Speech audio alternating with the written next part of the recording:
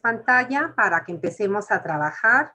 Recuerden que primero terminaremos el contenido referente a la transmisión del dolor en el que nos quedamos ayer y obviamente avanzaremos al inicio del capítulo 4. Esos son nuestros puntos a trabajar en esta clase.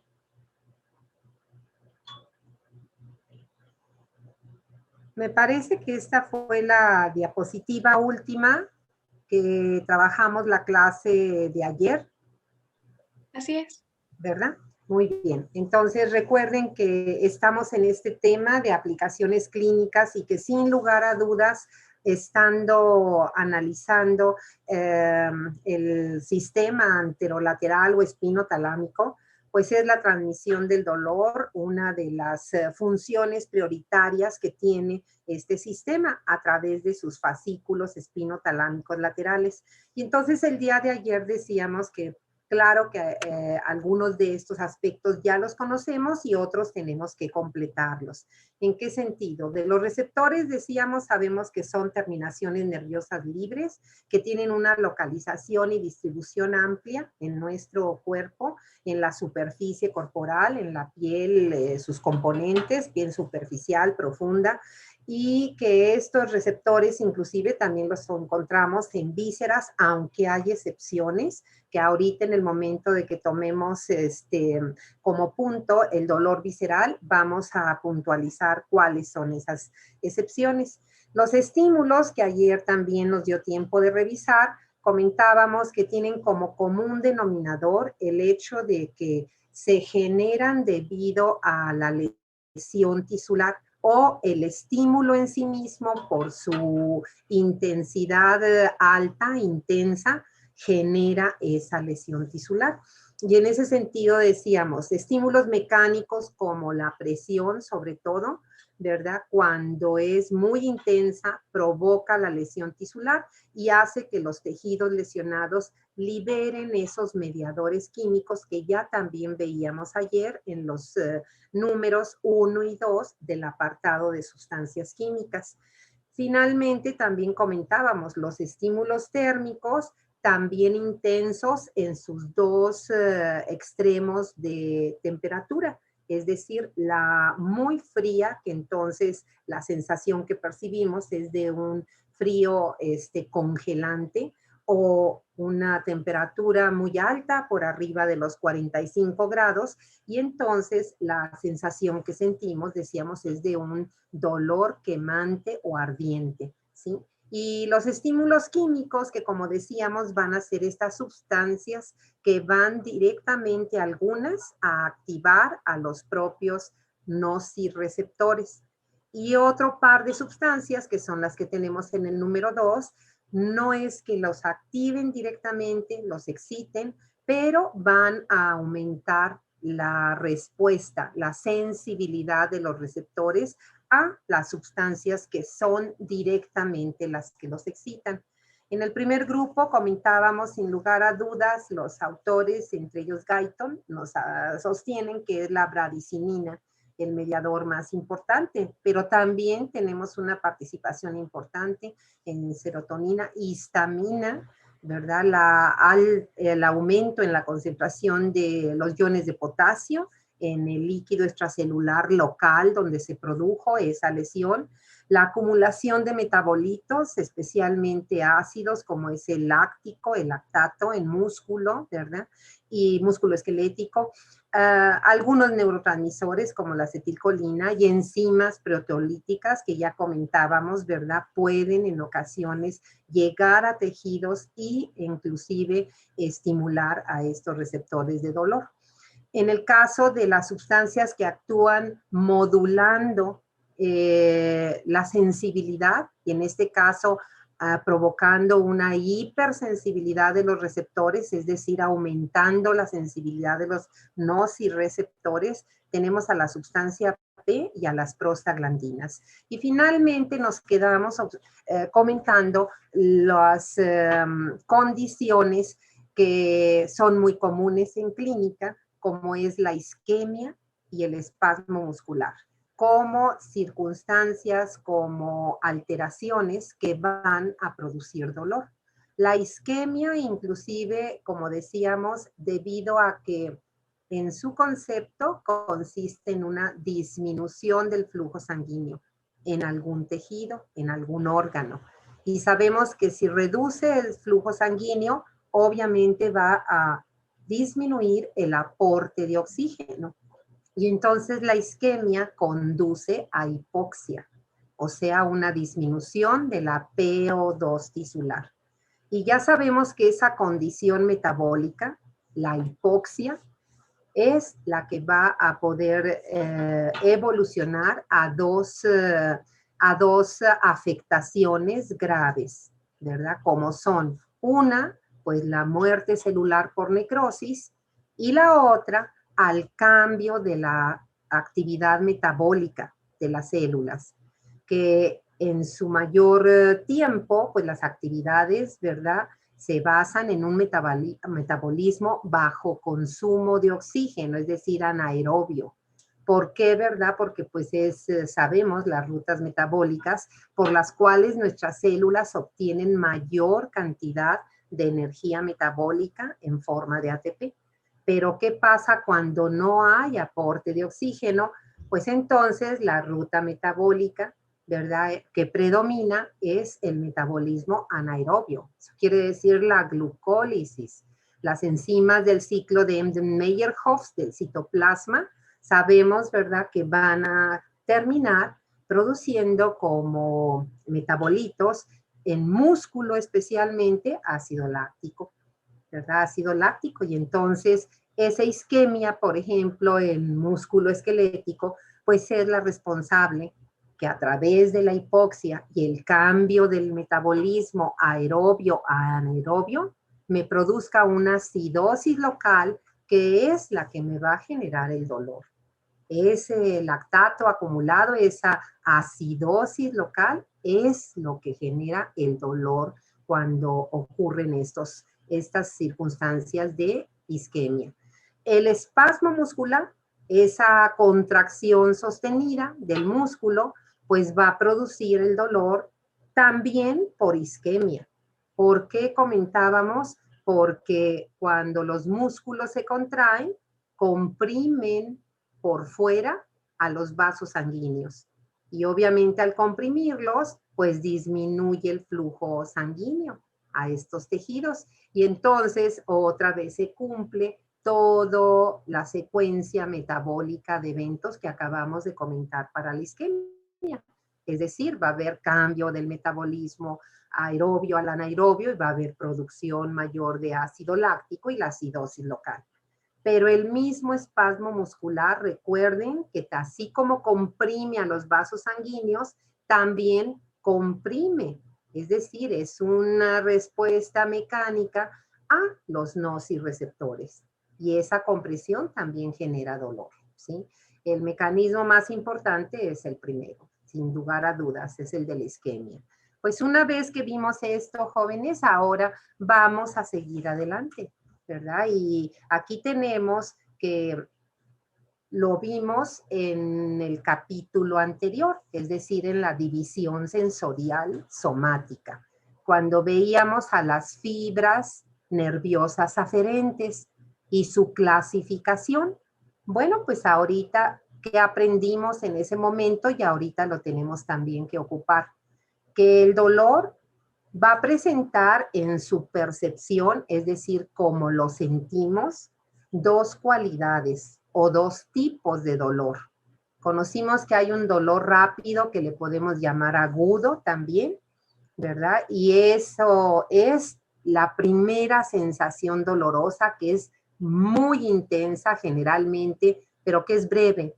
Puede durar segundos, pocos minutos o a lo mejor una hora, ¿verdad? Sí, mucho, ¿sí? ¿Por qué ese dolor lo sentimos más rápido? La respuesta la conocimos en el capítulo 2 y aquí la estamos de nuevo utilizando, porque ese dolor se transmite, ¿verdad? En las fibras aferentes que transmiten ese tipo de dolor rápido o agudo son fibras nerviosas mielinizadas del grupo A. ¿verdad? Del subtipo o subgrupo delta. ¿Cuál es el otro tipo de dolor? Y entonces, si al primero le llamamos agudo, pues este es un dolor crónico. Y si le llamamos rápido al primero, pues le podemos decir lento. Y es el dolor que permanece no únicamente minutos u horas, ¿verdad? Sino es un dolor que puede permanecer varios días. ¿Acompañando a qué? A esa zona lesionada, ya sea de la piel, ¿verdad? O del músculo, etcétera. Y entonces ese dolor, ¿verdad? Tiene esa característica porque ahora va transmitido por fibras amielínicas, que son precisamente las del grupo C en esa clasificación general, ¿se acuerdan que vimos de Erlanger y Gasser? O fibras del grupo 4 romano. Acuérdense que son equivalentes, ¿verdad? En este caso. ¿Aquí qué vamos a agregar? Bueno, ¿verdad? Pues aquí lo que nos demanda el programa es conocer que mientras que las fibras que conducen el dolor rápido, las A delta, su neurotransmisor es glutamato. Para las fibras del dolor lento, el crónico, ¿verdad? Las fibras del grupo C, su neurotransmisor es la sustancia P. Eso es lo que hay que agregar. ¿Qué otra cosa tenemos que agregar de estas vías de transmisión del dolor? Bueno, ya vimos los receptores, ya vimos los estímulos, acabamos de ver las fibras nerviosas aferentes, ahora vámonos a los fascículos que transmiten el dolor. Y ya habíamos comentado, ¿verdad? Porque lo vimos en el tema correspondiente, que los fascículos por los que se transmite el dolor en la médula, ¿hasta dónde? Hasta el encéfalo, específicamente incluso hasta la corteza sensitiva somática, la S1, son los fascículos espinotalámicos laterales. Bueno, eso ya supimos dónde estaban sus neuronas de primer orden, de segundo, de tercero y de cuarto orden. ¿Qué es lo que vamos a agregar? Esto, jóvenes. Resulta que esas vías, esos fascículos o haces o tractos que transmiten el dolor en estas vías somatosensoriales, van a tener, ahí dice, proyecciones. Cuando nosotros leamos ese término, hablando, ¿verdad?, de transmisión de sensaciones, lo debemos de interpretar, proyecciones debemos interpretar como sinapsis. Entonces, este punto nos habla de que esos fascículos espinotalámicos laterales, aparte de que van a enviar la información por toda la médula, atravesando todo el céfalo hasta la corteza sensitiva somática, van algunas de sus neuronas, fíjense, a darnos múltiples sinapsis colaterales. Múltiples sinapsis. Y eso es lo que me está representando la figura que tengo a la derecha, que es del texto de Guyton. Fíjense, ahí está la figura del capítulo 48, la figura 13. ¿Sí? Y entonces, ¿qué es lo que veo? Y vamos a irnos por partes. Como es fascículo sensitivo, claro que ya sabemos que es ascendente. Entonces, fíjense cómo están entrando las fibras, ¿verdad? Que transmiten el dolor a la médula. Ahí están las neuronas de los ganglios dorsales, de las raíces dorsales de los nervios raquídeos, que recibieron los impulsos nerviosos aferentes que derivaron de los receptores de dolor. ¿Por qué? Porque me estoy quemando una parte de mi dedo, de la mano y del pie, ¿verdad? Obviamente son diferentes segmentos medulares, ya lo sabemos, ¿verdad? Pues si es del pie y es el dedo gordo, ¿verdad? Pues seguramente es el segmento L5. Vamos a verlo. Eso, ¿cómo lo podría saber con seguridad? Pues en nuestra distribución de los campos segmentarios, o sea, nuestra figura de los dermatomas o regla de los dermatomas. Y luego dice que es el dedo índice de esa mano, fíjense, no está poniendo el pulgar, está poniendo el dedo anular o el meñique. Entonces, son los ejemplos que manejamos. Y acuérdense que dijimos pulgar con su eminencia terna y borde externo del antebrazo, del brazo, es C6. Los otros dos dedos que siguen, que en este caso es índice y medio, pues el cervical que sigue, el C7. Y el anular y el meñique, el C8. Entonces, seguramente esas fibras forman parte de nervio cervical C7, ¿verdad? Y entonces, fíjense cómo entra la información y claro, acuérdense que los fascículos espinotalámicos laterales, su neurona de segundo orden está en las astas posteriores o dorsales de la sustancia gris medular. Y ahí está la figura, ¿verdad? Y luego esa neurona de segundo orden, ¿qué hacen sus axones? Bueno, voy a abrir un paréntesis. Aunque los esquemas y el comentario que hagamos, quizá maestros, hablemos en singular, pues entendemos que son, ¿verdad? Numerosas neuronas, o sea, no es una sola la que forma a los nervios raquídeos. Claro que no, ¿verdad? Son cientos de neuronas. Entonces, esas neuronas, sus axones, decusan, ya lo sabíamos, ¿verdad? Y si van a conducir el dolor, no decusan y se quedan en los cordones anteriores, opuestos. Se van y se ubican, el esquema está bien hecho, en el cordón lateral contrario. Es decir, si esto está, es una figura anatómica, voy a abrir otro paréntesis, no sé si con ese concepto se quedaron de anatomía, pero si es una figura anatómica, jóvenes, entonces esa figura es frontal. Quiere decir, yo la tomo esa figura y me la pongo de frente. Entonces, ¿qué significa? Que ese pie y esa mano son del lado izquierdo, ¿verdad? Entonces, ¿a dónde se fueron los axones de la segunda neurona? O perdón, la neurona de segundo orden, se ubican en el cordón lateral opuesto, es decir, el derecho. Y entonces vamos a seguir su camino y vean cómo asciende, pues la que está en segmentos lumbares, pues asciende por todos los segmentos lumbares, todos los torácicos, todos los cervicales. Esa que es cervical, pues asciende desde esas fibras a nivel cervical. Y luego, ¿qué hacen? Pues se acaba la médula y siguen al bulbo. Y cuando llegan al tallo cerebral, y aquí me lo dice el recuadro, bulbo, protuberancia y mesencéfalo. Resulta que algunas fibras, algunos axones, van a hacer sinapsis con un grupo funcional de neuronas muy importante en el tallo cerebral, en sus tres componentes, bulbo, protuberancia y mesencéfalo, van a hacer sinapsis y esa formación o ese grupo de neuronas se les llama, así como lo tenemos en el recuadro, formación reticular.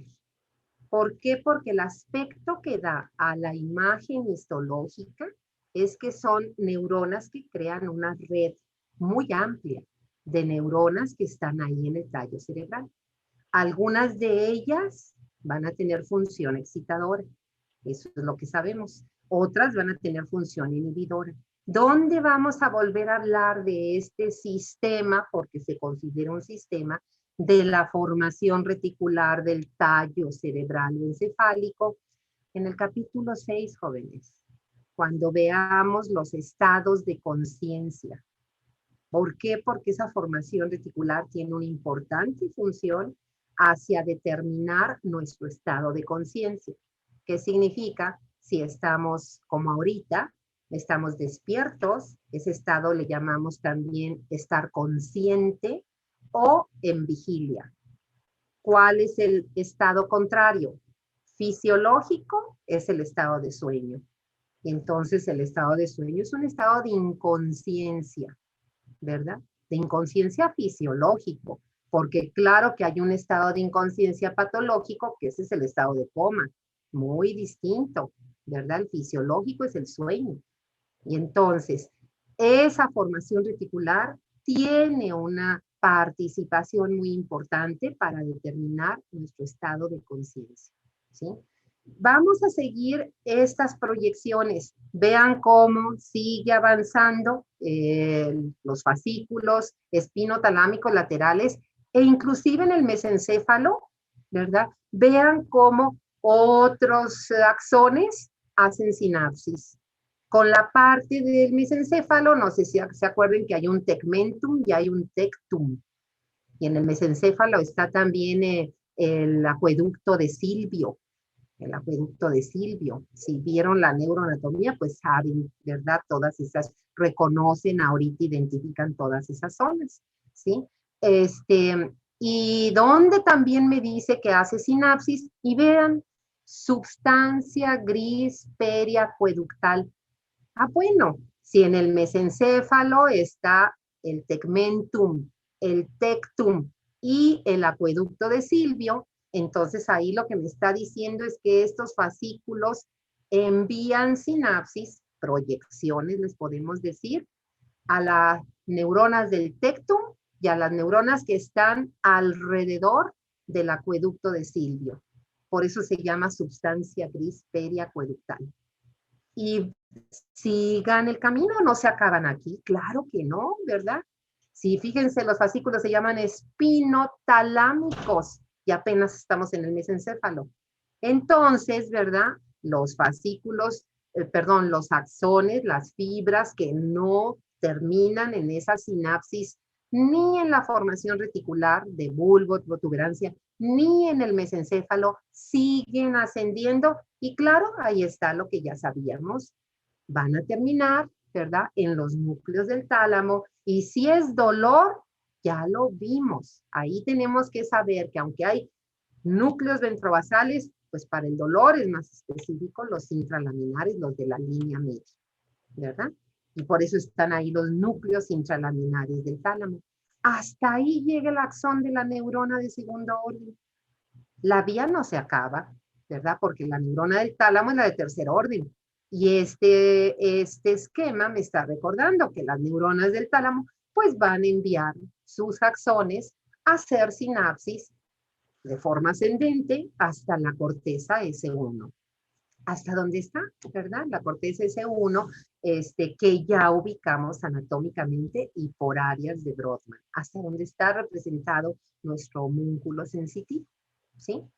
Y entonces voy a hacer un alto, jóvenes, para ver si esto que estamos viendo ahorita, ¿verdad? Que corresponde a la transmisión del dolor en sus fascículos, en sus vías somatosensoriales, que son los fascículos espinotalámicos laterales, queda claro.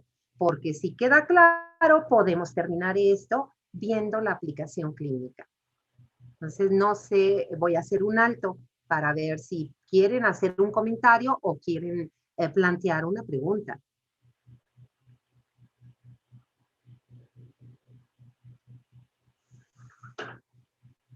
¿No? Creo que no, doctora, gracias. Muy bien. Entonces, jóvenes, seguimos adelante, ¿verdad? ¿Qué aplicación clínica tiene, jóvenes? Y vamos a hacer solo un par de ejemplos. Miren, las proyecciones, entendemos sinapsis, que terminan en la formación reticular del tallo cerebral.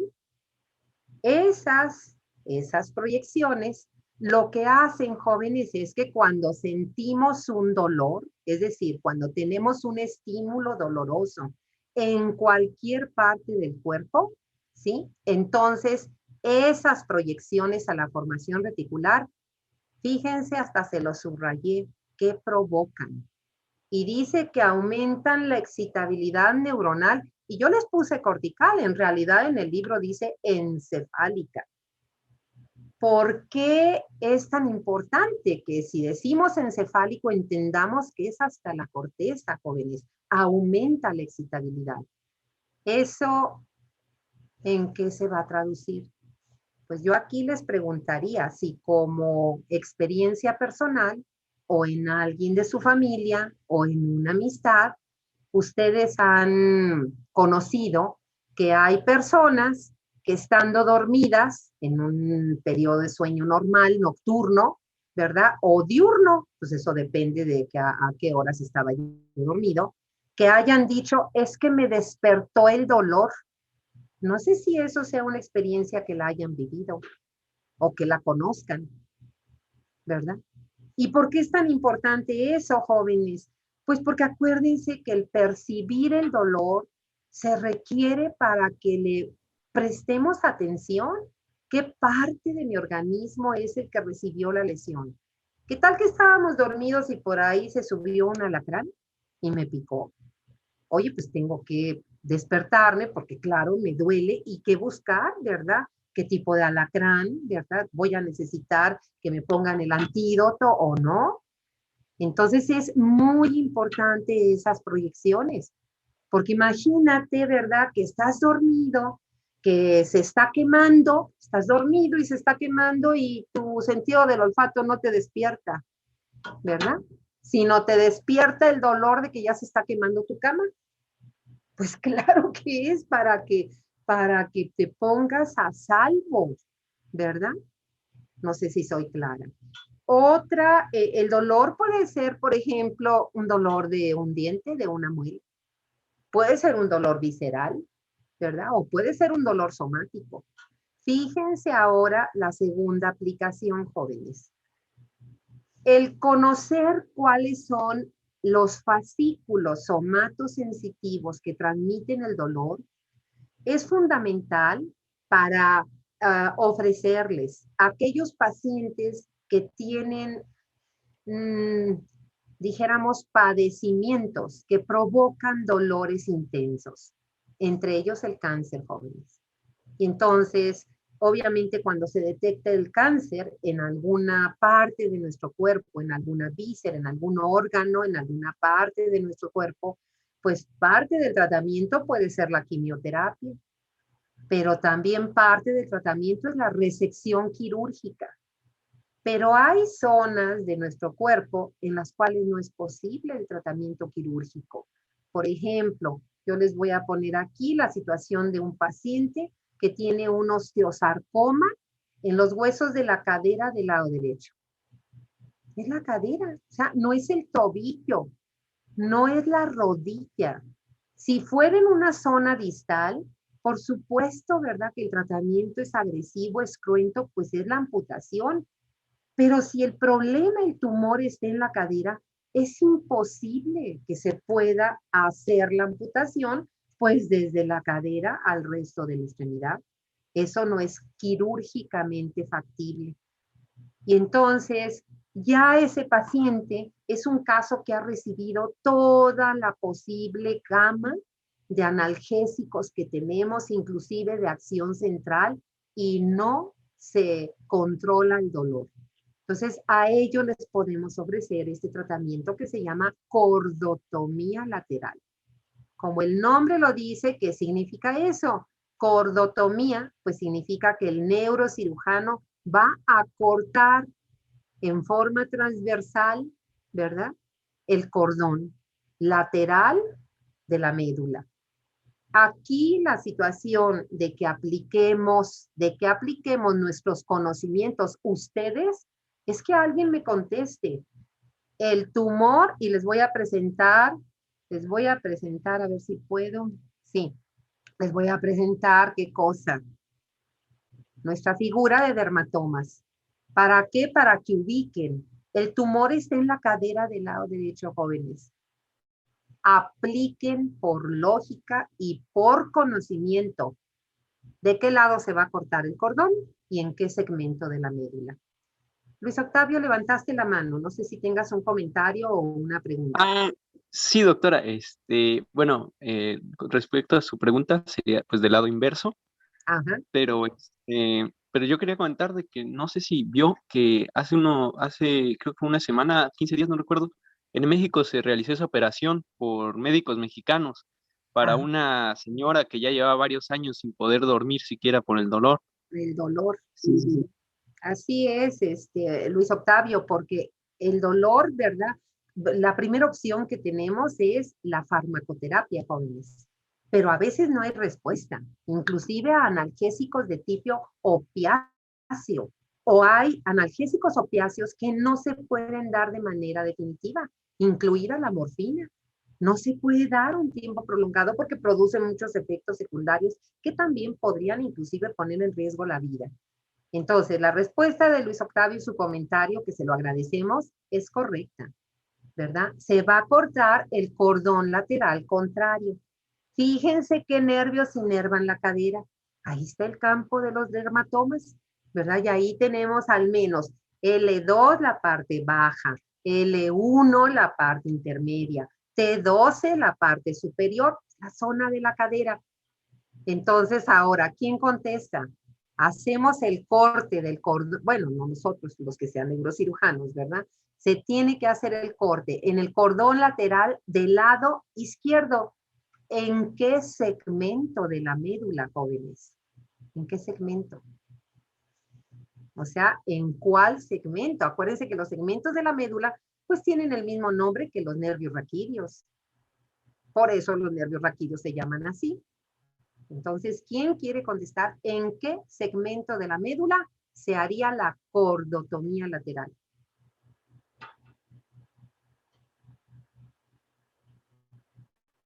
Pues ya nos va a sacar esto. Entonces, pues les contesto yo, ¿verdad? Fíjense. Pregunta así de lógica. ¿Cortaríamos en L2? ¿Cortaríamos en L3? ¿Cortaríamos en T12? ¿En L4? ¿En L5? ¿En T10? ¿En T9? ¿En dónde va a cortar el neurocirujano? ¿Cortaríamos en L4, L5, jóvenes? Y la respuesta sería, claro que no. ¿Cómo vamos a cortar el cordón opuesto, verdad, de L4 o del segmento medular, L4, L5, si ahí no han entrado los vías aferentes que traen que transmiten la sensibilidad de la cadera? Ahí lo estamos viendo en la figura. Las vías aferentes de sensibilidad de la cadera derecha es en los segmentos de médula L2, L1, T12. Entonces, al menos tenemos que cortar, el neurocirujano tiene que hacer la cordotomía del lado izquierdo, pero no exactamente en T12, jóvenes, porque resulta que no es tan sencilla la neuroanatomía. Cuando la vemos completa, estos axones centrales de estas neuronas, de los ganglios de las raíces posteriores de los nervios raquídeos, cuando entran a la médula, no hacen sinapsis exactamente en el segmento que entran. Los libros, ¿verdad? Cuando lo ven completamente nos dicen, ascienden al menos 2 segmentos, a veces 3, a veces 4, a veces descienden. Y entonces, no, ¿para qué? Para hacer sinapsis con la neurona de segundo orden. Entonces, por ejemplo, las fibras nerviosas del nervio T12, del lado derecho, donde está el problema, no va a ser sinapsis con la neurona de segundo orden en T12, en el segmento medular T12. Seguramente va a ser sinapsis en T11, en T10, y entonces, ¿dónde cortamos? Pues nos vamos por seguridad a otro segmento más arriba. Y entonces cortamos hasta T9 o T8, dependiendo. Eso ya es un conocimiento, ¿verdad? De neurocirugía, que por supuesto ustedes lo van a comentar hasta quinto año. Se tendrán que esperar, ¿verdad? Hasta quinto año. Y eso, jóvenes, fue la respuesta y fue la aplicación de esto de transmisión del dolor. Ya nos va a sacar, pero acuérdense que regresamos. ¿Con qué vamos a regresar? Ahora nos faltan ver 3 cuestiones. Dolor referido, dolor visceral y finalmente el sistema de analgesia. Entonces, dolor referido, que es el primero, lo conocen ustedes, quizá en anatomía vieron algo. Y resulta que es un dolor visceral que lo sentimos en la superficie corporal. Los 2 ejemplos clásicos es la apendicitis y el infarto de miocardio, ¿verdad? ¿Dónde sentimos el dolor de apendicitis? Inicialmente alrededor del ombligo, o sea, es periumbilical. Y ya después, ¿dónde lo sentimos? En la fosa ilíaca derecha, ¿verdad? ¿Dónde sentimos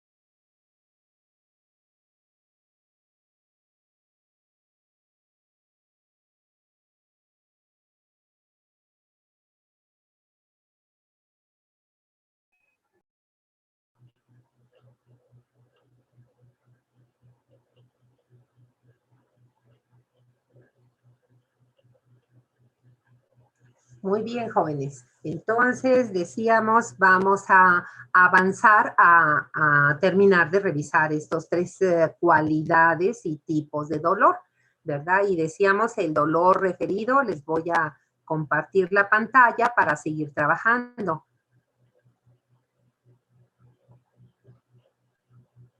Bien, si se dan cuenta, estas figuras son del libro de Guyton. Estamos ahora en el capítulo 49. Y son figuras que nos permiten entender de una manera más sencilla cómo se refleja ese dolor visceral, ¿verdad? Y cuál es el mecanismo, fíjense del lado izquierdo. Pues sucede que las fibras nerviosas que traen, ¿verdad?, de manera aferente el dolor visceral, van a entrar y van a hacer sinapsis, van a compartir sinapsis con las mismas neuronas que son las que conducen el dolor somático. ¿Y eso por qué es así? Bueno, la explicación que se nos da, ¿verdad?, tiene que ver con nuestro desarrollo embrionario y fetal. Es decir, es algo que viene desde nuestro desarrollo de vida intrauterina. ¿Sí? O sea, fibras que vienen, por ejemplo, del apéndice cecal, ¿verdad?, van a entrar a nivel de los segmentos torácicos bajos, que es donde entran los nervios que traen el dolor a nivel de la zona periumbilical. O los del nivel de corazón, ¿verdad?, van los que conducen el dolor por la isquemia del corazón en un infarto, en una angina de pecho, entran a la médula y comparten las neuronas de los segmentos cervicales. Y vean por qué, ¿verdad?, cuando una persona, decíamos, tiene un infarto del miocardio, claro que siente un dolor en la región precordial, pues es la zona donde anatómicamente se proyecta a la pared de la cara anterior del tórax del corazón. Pero los pacientes dicen, es que me duele el brazo izquierdo. Inclusive vean, ¿verdad?, me duele esta parte interna del brazo. Inclusive se les puede el dolor referir a la cara lateral del cuello, llegando hasta el borde del maxilar, ¿verdad?, de ese lado, del lado izquierdo. En el caso del apéndice, aquí tenemos otra figura que también es de Guyton. ¿Sí? Vean, es la número 7, capítulo 49. Y entonces, ¿qué nos está diciendo aquí? Lo mismo, ¿verdad? Aquí tenemos cómo el dolor del apéndice cecal, pues se va a ubicar en estas zonas torácicas bajas, lumbares altas, pero también eso, ¿verdad?, cuando ya el proceso inflamatorio avanza, ¿qué va a hacer ese órgano inflamado, el apéndice?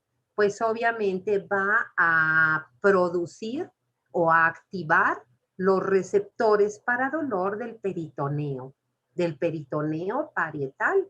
Y es cuando los pacientes refieren el dolor en la fosa ilíaca derecha.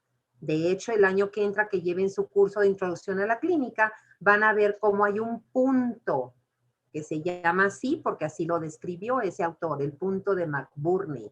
Como hay otras pruebas de clínica, que es el signo del psoas, ¿verdad? Entonces, todas esas maniobras de clínica, pues tienen su explicación, ¿verdad? Su explicación de por qué el dolor está ahí, por qué se me lo refiere el paciente en otro lado. Y hay pues muchas zonas de referencia, vean la figura, ¿verdad? Zonas de dolor referido para problemas de riñones, para problemas de ureteros, del colon, del estómago, de la vesícula, del hígado, etcétera, ¿sí? Miren, esta figura que tiene Guyton también en el capítulo 49, la del lado derecho, es una figura muy interesante. No la vamos a ver toda y ustedes dense cuenta por qué. Porque es un segmento de la médula, ya es un segmento superior, ¿verdad? ¿Por qué? Porque tiene todos los fascículos. Del lado izquierdo, que es el que no vamos a ver ahorita, están los fascículos descendentes, o sea, los motores. De hecho, miren, el primero que se lee ahí, córtico espinal lateral, vean el tamaño comparado con los otros, ¿verdad? Ese córtico espinal lateral lo tenemos en este capítulo que Si nos da tiempo, iniciamos hoy mismo, y si no, pues el lunes, el capítulo 4, la división motora. Esos córtico-espinales laterales, ¿verdad? Que son vecinos de los espinotalámicos, son los fascículos que conducen los impulsos nerviosos eferentes para el movimiento voluntario. Y luego fíjense, todos los demás, rubro espinal, olivo espinal, tecto espinal, retículo espinal, vestíbulo espinal, todos esos son los llamados fascículos extrapiramidales, porque el córtico espinal es el piramidal. Pero eso no lo vemos ahorita porque eso es del capítulo 4. Sin embargo, los del lado derecho sí, jóvenes. ¿Por qué? Porque son los ascendentes. Y los fascículos ascendentes obviamente son los de la sensibilidad somática que ya vimos. Entonces, vean, es un buen repaso para que ubiquemos. ¿Dónde están los fascículos del sistema dorsal lemniscal? Pues en los cordones posteriores. ¿Cómo les puedo mencionar esos fascículos? Pues con el nombre de los núcleos del bulbo, donde está la neurona de segundo orden. Genéricamente se les puede llamar fascículos del cordón posterior o cordón dorsal de la médula, ¿verdad? Pero como esos axones van a terminar en los núcleos dorsales del bulbo, ahí, ¿verdad? Se les puede llamar fascículo de Gracil o Gracilis y fascículo cuneiforme o cuneatus, ¿verdad? Luego, fíjense, ahí está el espino talámico lateral. Aquí lo pusieron con color rosa, si alcanzan a ver los colores, ¿verdad? Fíjense, ¿verdad? Cómo hay otros que vamos a conocer más adelante que tienen que ver con el cerebelo. Espino cerebeloso dorsal, espino cerebeloso ventral, ¿verdad? Aquí tenemos, vean hacia abajo, espino talámico ventral. Vean cómo está en el cordón anterior, ¿verdad? Entonces, al menos ahí ubicamos espino talámico lateral y espino talámico ventral, ¿sí? Bueno, vamos a avanzar, jóvenes, y ahora el último tipo de dolor. Ya vimos el dolor somático, ya vimos el dolor referido, y ahora pues nos toca ver el dolor visceral. Y estas son las características que tenemos que saber al menos, ¿verdad? ¿Dónde tenemos ese contenido? Es la parte final del capítulo 49, ¿sí? Entonces, ¿qué tenemos que resumir? Pues estos 4 puntos que tenemos en el recuadro. Paso 1, ¿verdad? O característica 1. Las vísceras, jóvenes, no tienen receptores para sensibilidad somática. Eso que quiere decir, ¿verdad? Que no hay, perdón, para sensibilidad mecánica, jóvenes. No hay receptores para sensibilidad mecánica, ni tampoco hay termorreceptores. No hay. Las vísceras solo tienen receptores para dolor. La segunda, ¿verdad? Es que el dolor visceral selectivamente se va a transmitir por las fibras delgadas, las que son del grupo A, del grupo C. La hipoglucemia me está haciendo estragos, ¿verdad? A lo mejor a ustedes también, ya vamos a acabar pronto. Entonces, se transmite por las fibras delgadas amielínicas, las del grupo C, o acuérdense, grupo 4 romano, son sinónimos, ¿verdad? Que son las responsables de conducir el dolor lento o crónico, ¿sí? Fíjense la tercera característica que es muy interesante. Resulta que hay vísceras insensibles. ¿Qué significaría eso? ¿Cómo lo debo de interpretar? Que carecen de receptores de dolor. ¿Cuáles son? Y ahí tenemos, y cuiden esa expresión, ¿verdad? Parénquima hepático, parénquima pulmonar, entre paréntesis los alveolos, parénquima hepático, pues entre paréntesis son los hepatocitos. Jóvenes, no vayan a poner hígado y pulmones. No, es el parénquima. ¿Por qué? Porque yo les preguntaría, ¿verdad? Simplemente porque es frecuente.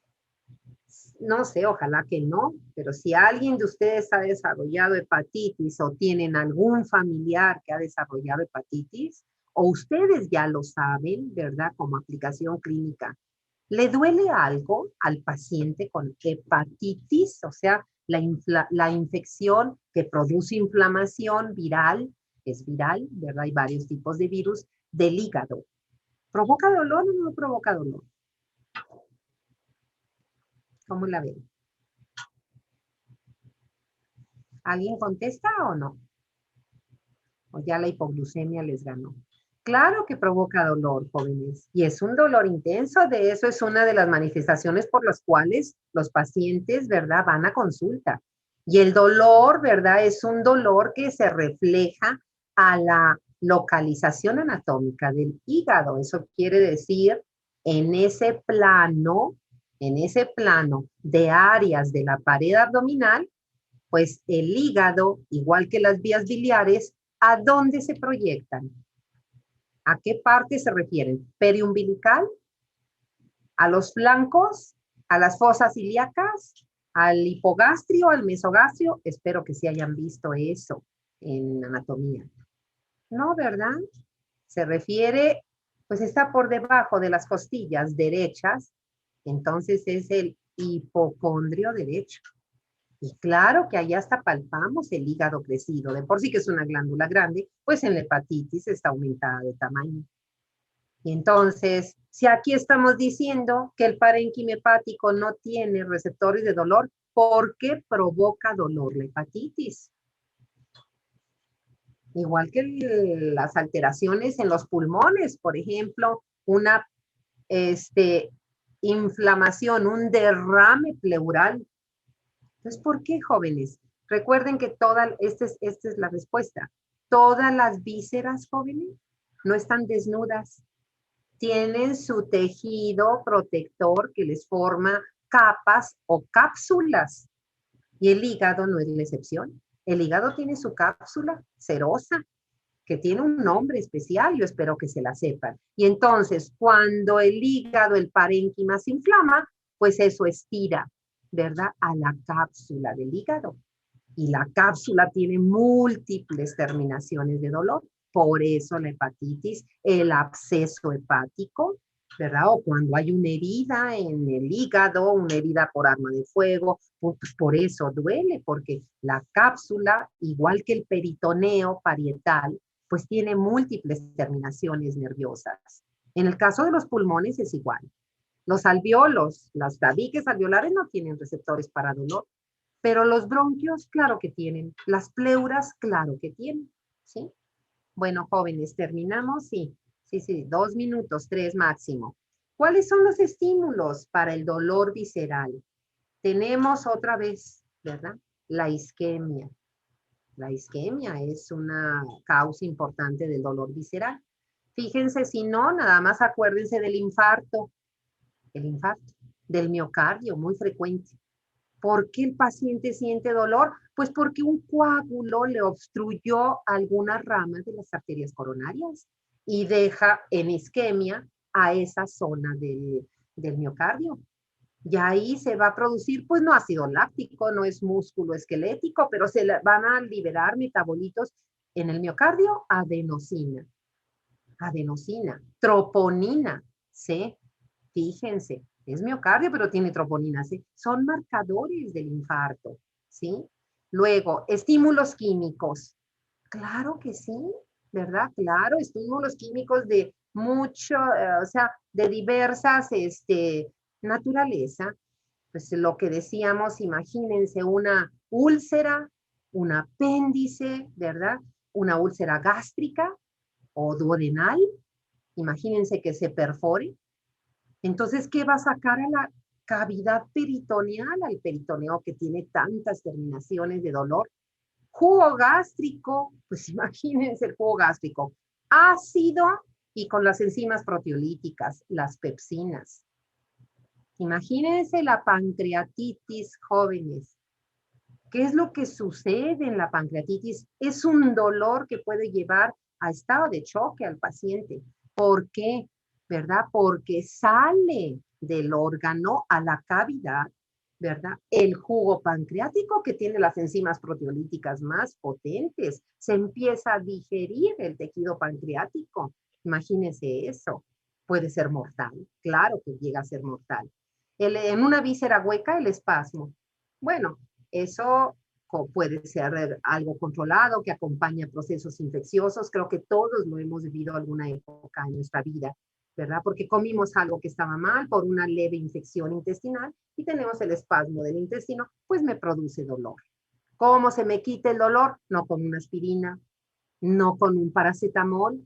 Tengo que tomar un medicamento antiespasmódico, un medicamento que bloquee el efecto de la acetilcolina. Ya lo veremos en la unidad 8. Y finalmente, ¿qué otro estímulo provoca dolor en vísceras huecas? La distensión, jóvenes. Ese es el estímulo más importante. Cuando el estómago se sobredistiende, cuando el intestino se estira, se distiende, la vejiga urinaria, es decir, cualquiera de estas vísceras huecas, por supuesto que la distensión estira también a los receptores del dolor y se genera el dolor, ¿sí? Y bueno, jóvenes, para terminar en un par de minutos, porque ya no tenemos más y tenemos que acabar para que el lunes regresemos al capítulo 4. Así como tenemos una vía tan eficiente, ¿verdad? Que tiene tantas variantes para transmitir el dolor, tenemos un sistema que nos permite disminuir la percepción del dolor. Eso es importante, ¿por qué? Porque acuérdense lo que dije hace rato, un dolor intenso puede hasta hacer caer en estado de shock, el paciente se puede desmayar por el dolor, perder el estado de conciencia, ¿sí? Y entonces vean quiénes son los componentes. Esto también está resumido. Ahí tienen, es la figura 49.4, ¿verdad? Los números no los tiene Guyton. Esos yo se los puse al hacerles este resumen. Entonces, ¿qué tenemos que saber? ¿Quiénes son los componentes y cuáles son sus neurotransmisores? Entonces, fíjense, el sistema de analgesia no está en sistema nervioso central, periférico, ni en el autónomo, está en sistema nervioso central. ¿En qué partes? Pues son esos 4 componentes. Y empezamos de arriba abajo. En el hipotálamo es un grupo de neuronas que forman los llamados núcleos periventriculares, o sea, alrededor del tercer ventrículo. Bajamos al tallo cerebral en mesencéfalo. Ahora tenemos, ¿verdad?, las neuronas que ahí sí están bien representadas de la sustancia gris periacueductal. El acueducto de Silvio, si lo vieron bien en neuroanatomía, comunica el tercer ventrículo con el cuarto ventrículo para la circulación del líquido cefalorraquídeo. Y eso está en mesencéfalo, ¿verdad? Luego, en protuberancia y bulbo, más abajo, vean cómo está un grupo de neuronas que como están en la línea media, a esos núcleos se les llama del RAFE. RAFE es la línea media, ¿sí? Y finalmente, ¿quién es el cuarto componente? Jóvenes, muy importante, en la médula. Y muy importante porque en conjunto son interneuronas. Si están viendo la figura y si no la ven en su libro, vean las interneuronas. Fíjense, esas interneuronas, ¿verdad? ¿Con quién hacen sinapsis, jóvenes? ¿Con quién? Y vean, es esa interneurona marcada con el número 4 que yo le puse, si lo ven a color, así está en el PDF. Es una interneurona que hace sinapsis con la neurona de segundo orden, la que sus axones van a formar los fascículos espinotalámicos laterales. Y vean ahí cómo la neurona de primer orden hace sinapsis con la segunda, pero la interneurona del sistema de analgesia también hace sinapsis. Y esa interneurona, jóvenes, pues es inhibidora, ¿verdad? Esa interneurona es inhibidora, entonces la neurona de primer orden está excitando a la neurona de segundo orden, pero la neurona inhibidora la inhibe. Y entonces eso, ¿qué le permite a la vía de transmisión del dolor? Que baje el número de impulsos nerviosos y nosotros percibimos menos dolor, ¿sí? Se nos acabó, jóvenes. De hecho, una disculpa, me pasé un minuto, ¿verdad? Vean esta figura, es la 4 del capítulo 49, ¿sí? Entonces, nos vemos el próximo lunes.